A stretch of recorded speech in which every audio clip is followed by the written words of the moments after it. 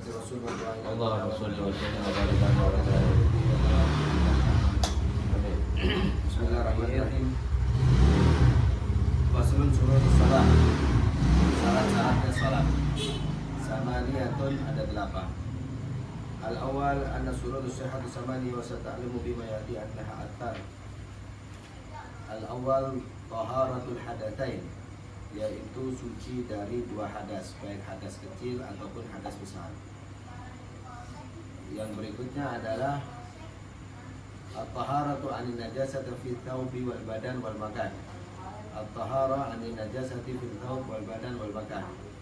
An-nathani min syuruti sihhati shalat taharatu min an-najasati ghairu mu'affan anha fi thawbil musalli wa nahwi fi mahmulihi aw mulakin li mahmulihi wa taharati fil badan wa minhu batinul 'ain wal fam wal anf wa taharatu fi makan alladhi yulaki badanul mahmulah. Yang mana yang kedua adalah taharah dari najas, bersih daripada najis, baik itu di pakaian, di badan ataupun di tempatnya, gitu ya. Jadi di badan, di pakaian, dan di tempat sholat itu sendiri. Nah, di tempatnya itu sendiri. Ketika nanti tempatnya itu najis, maka ya nggak sah kayak gitu dalam sholatnya. Nah, di sini sampai disebutkan at-taharatin najis ghairu mu'affin, yang mana najis tersebut itu nggak ada maaf, jadi kayak nggak bisa ditoleransi. Jadi ketika salah satu di antaranya baik itu pakaian, badan kita ataupun makan, yaitu tempat, dalam bahasa Arab makan artinya tempat, maka itu adalah tidak ada toleransi. Kalau memang nggak suci, nggak taharah, nggak suci, maka itu menjadikan batalnya daripada sholat tersebut. Yang kedua, yang ketiga adalah satrul aurat, menutup aurat. Daripada syarat-syaratnya sholat itu menutup aurat. Satrul aurat saya di ta'rifu aurat taksimuha. Nanti kita akan berikan pembahasan berkaitan dengan aurat dan bagian-bagiannya. Adapun akan disuruh disihati sholat satrul aurat musalli fi ma yasmaluhu wa yamna'u idrakul launuhu fi majlis takhatib. Takhatibul ladil basar al-mu'tadil. Begitu juga yang dimaksud ini adalah mencegah daripada sampainya warna kulit yang ada pada kulit kita. Jadi satrul aurat, menutup aurat kayak gitu, menutup aurat tersebut itu ya kalau laki-laki baina surah wa rubbah, yaitu antara pusar sampai ke lutut kayak gitu, sampai ke lutut. Adapun perempuan itu semua kecuali muka dan telapak tangan. Kecuali muka dan telapak tangan itu untuk perempuan. Nah, di sini yang berkaitan dengan aurat tersebut, bagaimana kalau seseorang itu memakai pakaian yang tipis sehingga terlihat bagian daripada tubuhnya, yang dimaksud di sini ini tembus pandang, maka itu juga termasuk bukan satrul aurat, dia belum menutup auratnya. Yang disebut menutupi benar-benar tertutup, jadi pakaiannya pun nggak boleh tipis kayak gitu. Atau kalau bahasanya yaitu dengan pakaian-pakaian yang gelap kalau untuk perempuan. Atau kalau memang dia pakai mukena putih, ya mukena putihnya tadi itu ditambah bawahannya itu kayak celana kayak gitu. Terus ada pakaian lagi di dalamnya, baik itu mungkin daster ataupun kaos kayak gitu, sehingga dia benar-benar tertutup yang rapi gitu. Terus kemudian yang terbuka hanya wajah kalau untuk perempuan sama telapak tangan. Terus kemudian kalau menurut laki baina surah rubah, yaitu pusat sampai, tapi tetap kita dengan pakaian yang rapi, yang sopan, karena adab itu di atas itu semua, dari di atas ilmu gitu. Jadi kalau umpama setiap seseorang ya hendaknya posisinya khususnya yang laki ya dengan pakaian sebagaimana yang kita ketahui kayak gitu ya, yang kita ketahui, yang layak lah istilahnya, yang layak gitu. Karena kelayakan tadi itu menunjukkan pribadi dia. Ya gitu. Kelayakan itu kepada pribadi. Sah nggak kalau umpama pakai kaos partai, ya sah-sah aja kayak gitu, nggak pakai baju juga sah istilahnya gitu. Yang penting pusat tertutup sampai ini ya. Tapi kalau kita punya pakaian ya kenapa jadi begitu kan gitu pertanyaan. Jadi benar-benar harus dijaga gitu berkaitan dengan yang namanya adab di dalam sholat, karena yang kita sembah adalah Allah Subhanahu wa Ta'ala. Kita menghadap itu adalah Allah Subhanahu wa Ta'ala. Al-ma'na rabi min surat syihadat shalah an yastaqbilal musalla. Terus kemudian yang keempat adalah istiqbalul kiblah, menghadap kiblat. Yaitu an yastaqbilal musalli ainal ka'bah bi sadri. Yaitu yang menghadap itu apa? Dadanya di Ka'bah. kayak gitu, dadanya tersebut itu ngadep ke Ka'bah kayak gitu. Fa in shalla fiha wajib 'alal istiqbal syakhisun min bina'i qadru thuluth diraf atar kabaihi al-murad wa atiyat. Begitu juga hendaknya setiap seseorang itu menghadap daripada kiblat. Itu syarat-syarat daripada salat. Surutus salat, daripada salah satu bagian daripada syarat surutus salat yaitu istiqbalul kiblat, menghadap daripada kiblat. Ketika dia nggak ngadep kiblat, ya maka nggak sah atau nggak menjalankan syaratnya. Kalau nggak menjalankan syaratnya ya malah nggak sah. Terus kemudian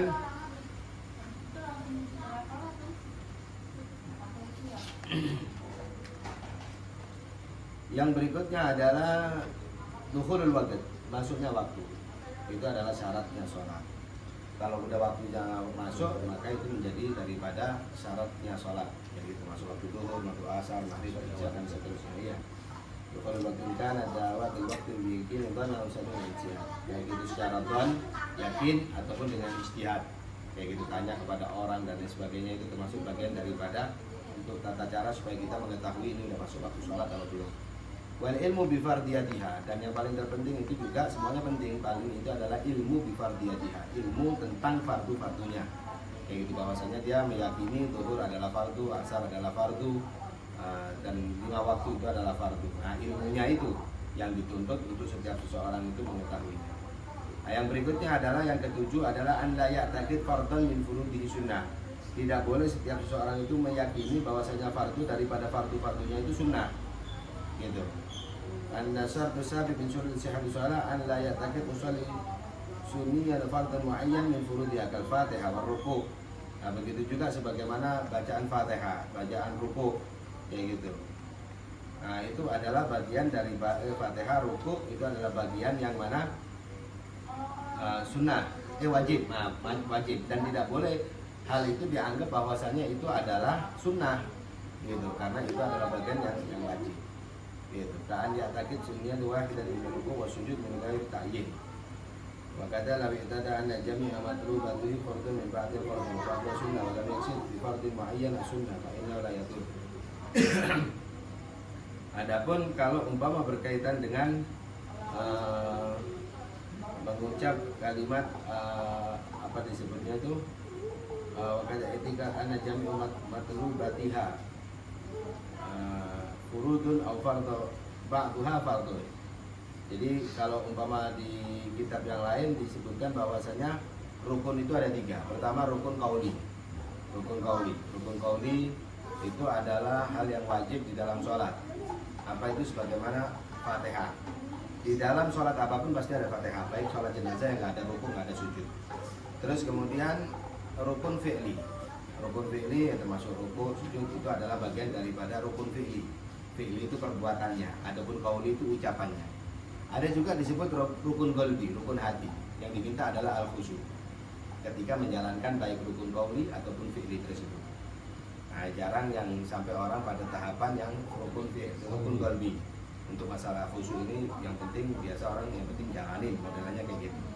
Sehingga nanti kualitas sholatnya itu ya nggak ada gitu. Itu yang disayangkan. Nah, terus kemudian wala farqa fi ma dzukira bainal alim wal alim inda Ibnu Hajar. Wa wafaqa ramli min al-alim wal alim kama bidai yusir qara'id hadis sunnah wa taqid al-jami' af'al. Nah, sebagian daripada ulama sebagaimana kayak Imam Ramli, yaitu beliau itu menjadikan hal yang fardu-fardu daripada sunnah-sunnahnya. Wa an ya'taqid ala jami' af'aliha furud. Bahkan di wa an ya'taqid jami' af'aliha furud. Maka kalau bisa diyakini bahwasanya semua yang dilakukannya itu af'alnya itu adalah fardu.